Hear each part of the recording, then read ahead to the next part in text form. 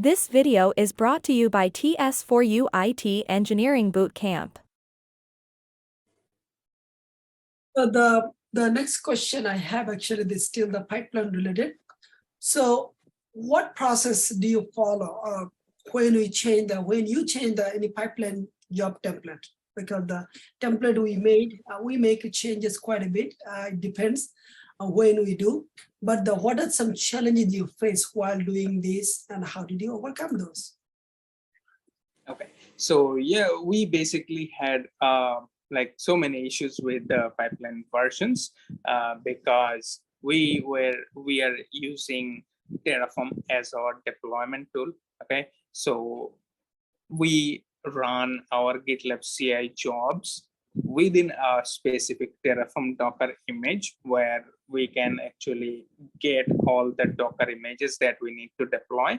And then Terraform actually runs the deployments job, okay, with the Kubernetes provider and all the AWS providers as well.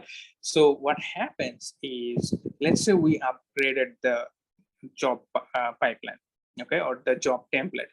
That job template actually has the newer version of Terraform Docker images, okay? And I remember when we migrated from Terraform 0.15.5 to Terraform 1.0, okay? It was a big jump. Terraform said we don't have to worry because it is basically the similar version. They just released it as a new one, but some of our providers were in previous version.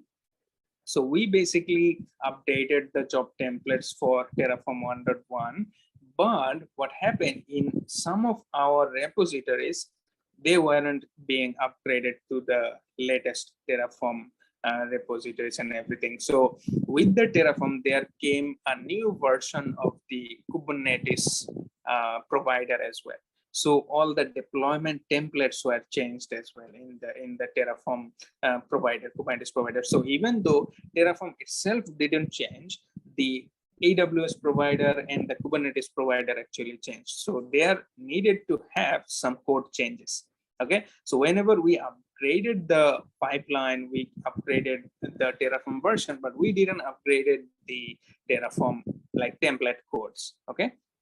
So that's where we were getting some issues, like multiple DevOps engineers said, hey, these pipelines are failing, because we can't deploy it into Kubernetes because this is where we're getting the issue. And then we went to the Terraform website and saw that, okay, the AWS provider and the Kubernetes provider had a big change in their like infrastructure coding, because Kubernetes version 1.25 actually released at that point. So in order to like adjust with the newer Kubernetes version, they changed it, and that affected the Terraform code, and that affected at the end of the day our GitLab CI pipeline. So we basically need to have eyes on a lot of things to like maintain and to run our pipelines. Whenever we try to upgrade, we just need to like go through a bunch of things to make sure that this migration will be smooth.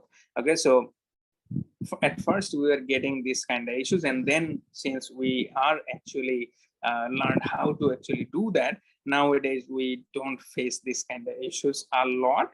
But yeah, definitely we have faced this before, and we got a lot of complaints from the developers that, hey, these are all the pipelines that are failing, can you look at it? So yeah, these are the things that we had before.